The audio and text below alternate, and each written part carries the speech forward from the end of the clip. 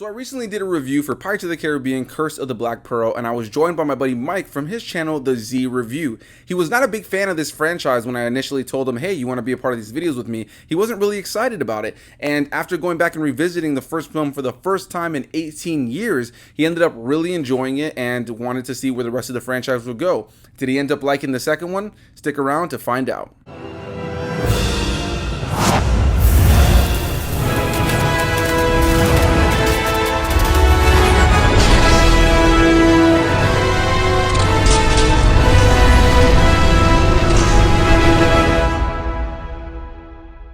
What's going on, everybody? Welcome back to another video. In today's video, we're going to be talking about Pirates of the Caribbean Dead Man's Chest. As I mentioned in the intro, I'm very happy to be joined once again by my buddy Mike from his channel, The Z Review, where he's going to be going through the Pirates of the Caribbean franchise with me here on the channel. And I'm super excited to have him on because I talked about it in the first video. He had only ever seen the first, the fourth, and the fifth at different times in his life, and he hadn't seen the first one since it originally came out 18 years ago. And so he kind of had a sour taste in his mouth about this franchise, but ultimately he just hadn't seen them in a long time. He saw them when he was really young, and he saw them all over the place out of order, so there really wasn't much to attach to. But he really enjoyed the first one, and if you guys have not checked out our review together for that, I highly recommend doing so. But as usual, you guys can find the link to any of my guests down below in the description box. Please go check out his channel. He's got tons of great weekly content going on over there at all times, and he's just a really cool guy. So please go subscribe to his channel, go give him some love, let him know I sent you. And for now, let's get into my thoughts on Pirates of the Caribbean Dead Man's Chest, the sequel and the second installment in this series.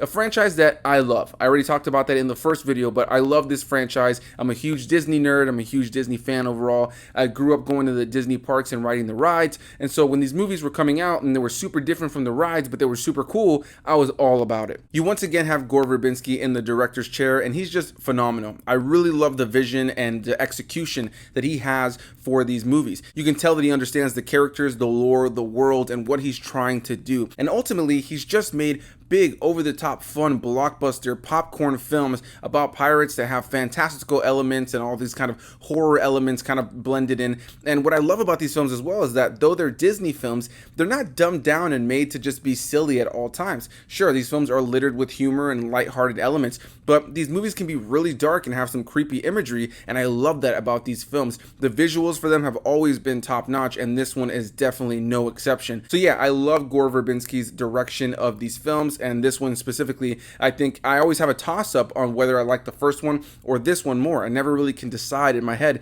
because I think the two of them are just damn near perfect films in my opinion. I don't have a whole lot of negatives, I'll tell you right now, because ultimately I think that this movie is really strong. I think it's a solid follow-up to the first film, which in and of itself was an awesome and just epic pirate film, and just as a big swashbuckling adventure, it's just perfect for what that movie is. The score, the characters, the introductions, the story, the payoff of that story. I think it nails it 100%. And this one, for me, does the same thing while also setting up for way more, leaving you incredibly excited to see what the next installment is going to be all about. You also once again have Hans Zimmer coming back to reprise the score and bring new music into the franchise, which he just nails. I really love Hans Zimmer as a composer, and he really shows his chops with films like the Pirates of the Caribbean franchise, where, you know, this music is just absolutely iconic now. The idea of separating this franchise from this music is completely impossible. He created something that is just so iconic. And yeah, every time I watch these movies, I'm just completely pulled into what's happening, not only because of the great visuals, not only because of the great direction, great performances, great action, and whatever the case may be, but because of the music. It's just like with Star Wars for me. At the end of the day, I love those movies, I love those characters, I love those actors, but what John Williams does for those movies, or how he really heightens the, you know, experience of those movies with his music, I think Hans Zimmer does a similar thing when it comes to the Pirates of the Caribbean franchise. And so again, this film is no exception. You once again have actors reprising their roles with Johnny Depp, Orlando Bloom, Keira Knightley, Jeffrey Rush, and so many others. And the most notable introduction to the franchise with this film is Davy Jones, played by Bill Nighy, who for me at this point, I can't unsee him as Davy Jones. Anytime I see him in anything else, like the Underworld films or just anything really, he just always is Davy Jones to me. The way he speaks, the way he delivers his lines, I always see Davy Jones in his performances. The way that Bill Nighy plays the character is so great, and the use of motion capture and CG on the character for all his tentacles and just the facial expressions is just top notch. If you ever see any of the behind the scenes stuff where you kind of just see what Bill Nighy looked like on the set, it's laughable, but it's just also so commendable to see how far we had come at that point already when it comes to motion capture. And of course, now at this point, if you look at any of the latest Planet of the Apes films or anything like that, it's clear as day that, you know, we're just living in an incredible time when it comes to CG and motion capture, and that ability to transfer an actor's face directly onto some sort of, you know, creature, or in this case, you know, an octopus man. I think it's just top notch, and I think Bill Nighy was an absolutely phenomenal casting choice. And just overall, I think the casting choices for this franchise were top notch. The casting director and everybody else who was involved in casting should be absolutely proud all these years later, looking back at this franchise and how they casted these roles, because ultimately, just top-notch casting, and I think that it could not have been more perfect. So we're pretty far into the review now, and I've just been praising it, but what is this movie all about? Well, pretty much the movie opens up and we see that Will Turner and Elizabeth Swann, Orlando Bloom and Keira Knightley's characters, their wedding has just been halted due to the fact that they ended up helping Jack Sparrow at the end of the first movie, and because of that, they have essentially kind of been arrested, specifically Elizabeth Swann, and now Will Turner has been sent on a mission to find Jack Sparrow in order to get his compass, because in this movie, everybody is looking for something different. Some people want Jack Sparrow's compass because it shows you the thing you want the most, whereas Jack Sparrow is actually looking for a chest, and the people who want Jack Sparrow's compass also want to find this chest. It turns out that this chest actually has the beating heart of Davy Jones inside of it, but Davy Jones keeps the key to this on himself at all times. Now, what I love about Davy Jones and his crew in this movie is that they come from under the water, and so their ship will emerge from the water wherever they need it to be, and I love that about just the lore and the concept of these villains that, you know, you can't really just go out and find on the ocean. They can literally go down into the depths of the ocean and disappear at any point. And on top of that, Davy Jones also has the ability to call out the Kraken, with, you know, obviously the big mythological creature, to come and just destroy everything if he needs him to. So yeah, I really enjoy the lore that's set up in here. I really enjoy the fantastical elements, because ultimately sci-fi and fantasy are my favorite genres. It's just something that I'm always kind of more pulled to, and I love that this Simple Pirates franchise that was based on a Simple Pirates ride, or I shouldn't say a Simple Pirates franchise, but a pirate franchise that was based on a very simplistic Pirates ride, would end up becoming this huge fantastical franchise. You never could have told me that would have been the case back in the day when I was riding that ride as a kid. And so just to see how far the franchise would go, and just seeing the first two, I just love that they chose to go that route and just kind of go balls to the wall with the concepts and the world building in each of these films. In the first film, we're dealing with undead pirates, and in this one, we're dealing with these, you know, these sea creature pirates. You know, you have a guy who's like half shark, you have a guy who's just covered in coral, you have different people. There's even one that looks like a blowfish. You have Davy Jones himself, who's an octopus. So you have this cursed set of pirates that in this case are not the undead zombie looking pirates from the first one, but they are these, you know, cursed sea pirates that all take on different elements from various things that are in the sea. I just think it's such a cool concept, and the way they pull it off visually is great. The CG in this film really still holds up. There's a couple moments where things aren't as crystal clear as what we have with CG today, but for the most part, it still holds up really, really well, and the movie is just entertaining to watch. It's fun, it's exciting, as everybody is going out looking for the beating heart of Davy Jones, and of course, there's a whole lot of lore and more story that's built up on top of that, but that's the basic gist. Everybody is after this chest, after the compass, and after the key, which all leads to the chest. And yeah, this just creates a whole bunch of villains and heroes that are all kind of clashing in different ways. People are kind of changing their objectives throughout the course of the film, and I like that because you never really know where it's going to go. I remember going to see this movie in theaters that opening night, and at this point, the first one had come out and was a huge success, and now this one was just a big event. I remember going, it was just completely packed, wall to wall, and the movie ends with this incredible cliffhanger where we see Barbossa come back, who we thought dead from the first film, unless you had seen the post-credit scene where it was pretty clear that he was going to come back. But yeah, you know, we see Barbossa come back, Jeffrey Rush reprising his role as they go to get Jack Sparrow. Now, before I talk more about Jack Sparrow and what ends up happening at the end of this movie, and just kind of wrapping up my thoughts, because I didn't mean to ramble on this much on the first part of this review, let's go ahead and hear what my buddy Mike from the Z Review had to say about this one.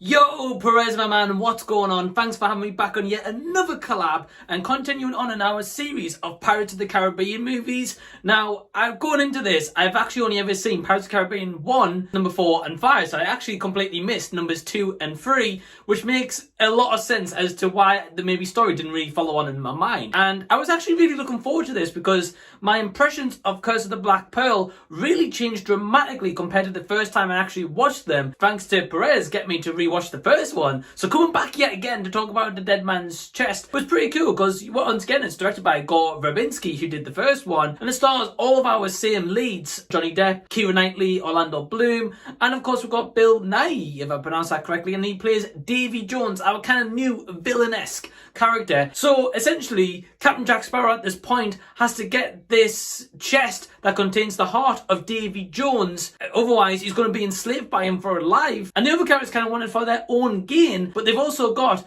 a reason as to why they also want this chest. So in all, I really love, firstly, how Gore Verbinski really brought home together all these characters wanting the same thing, because a lot of movies usually get this very convoluted and it usually becomes like a big mess. However, I really felt like in this movie he connected it so well. I was really interested and I was bought in to the premise. Firstly, I thought it was really cool, but also just how it was all kind of worked around as well.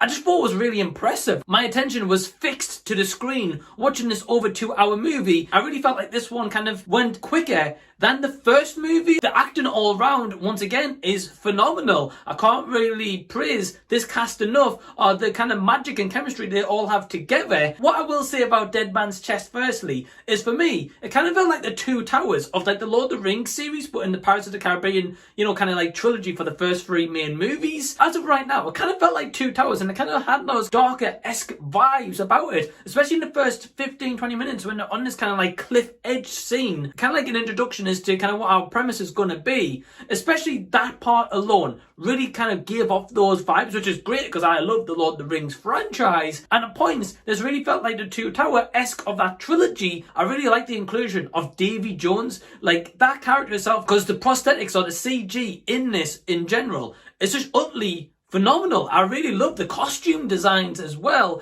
and even as Davy Jones is talking and like the tentacles going around on his face, wow, it's just so impressive, especially as this is like a 2006 movie. It really kind of holds up, and you can't really tell if it is kind of like a CG effect or not because it just looks so realistic. Yeah, so overall, really dug that about Davy Jones, and just to like his aura and this kind of sense of like this beast that he has controlled as well. Just his crew, yeah, it was just sensational. I really also love like the island settings and kind of like the boat settings, the beach, wherever they kind of went, or Tortuga, wherever they went in this movie. I felt as if they kind of explored and capitalized on all those different location settings, because in a lot of films we might get a location, say like a bedroom like this, for example. You might be in there like literally 2 minutes with the characters and then it switches back over, whereas I felt like they spent relevant time at each different location setting, and I actually really dug that about the movie because it kind of gives you that vibrancy of Tortuga. Yeah, just utterly great. I can't praise that part enough. So I've got 2 favourite scenes in this movie. The first one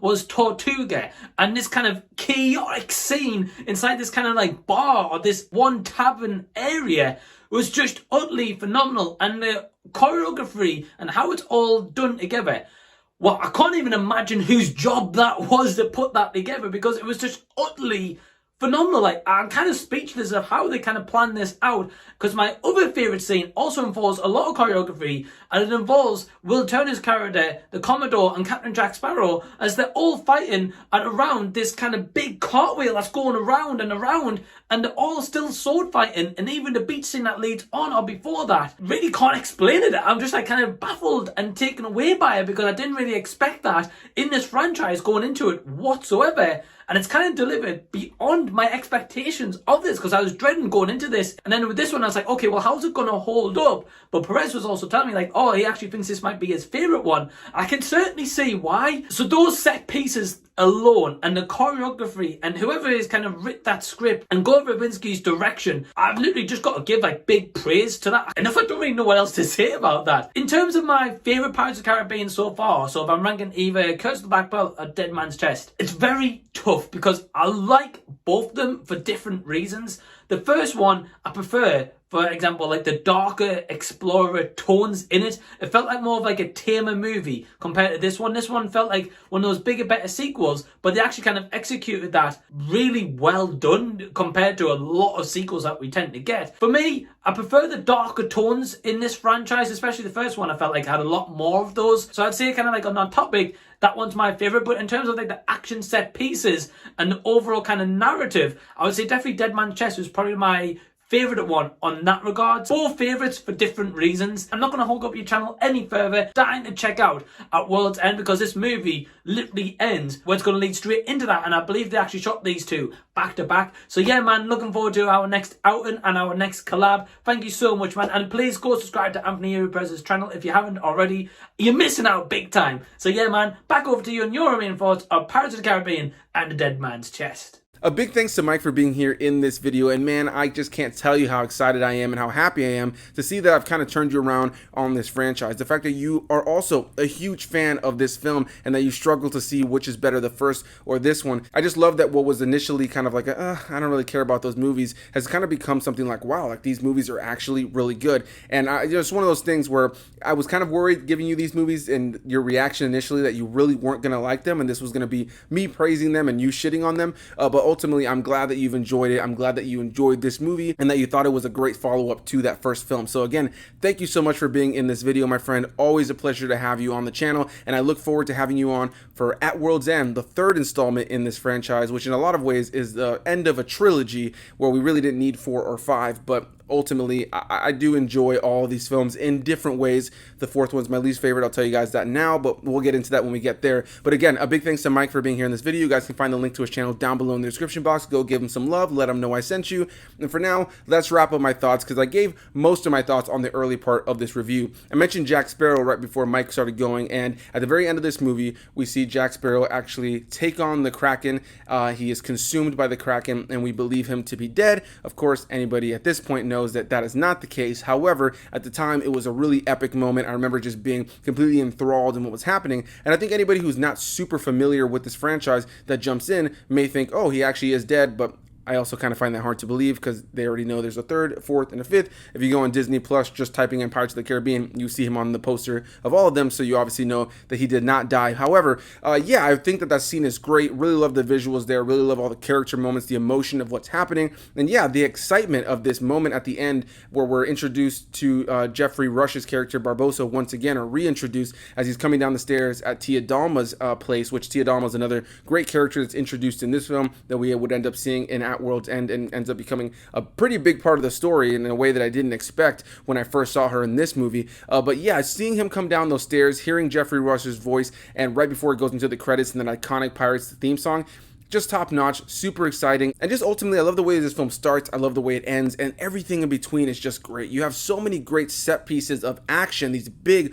over the top moments, and as Mike mentioned earlier, what I love is that they actually spend a genuine good amount of time in these areas, so you get kind of a feel of what the surrounding area is like, you know, what's going on, where the different characters are in these different places, whether they're separated, whether they're together. You have an idea of what this landscape looks like every time they go to different settings because they really spend a decent amount of time there, and you're able to really buy into the characters, their emotion, and the stakes of what's happening. I think overall that Gore Verbinski just directed 2 absolutely incredible Pirates films with the first one and the second one, to the point where I really cannot decide which one of the 2 I like most. Of course, there are elements of this film that I'm not talking about because it would just take me forever to do a full breakdown of everything that's happening, but this is just my true, genuine thoughts right off the cuff in the moment kind of thing, and I just genuinely could say I love this movie. I love the first one, and I think that just these movies in general just put a smile on my face, and they're the reason I love movies. That beautiful collaboration of an incredible director, great writing, a great score, great cast, great costume design, great set design, and all the other elements that make a film amazing.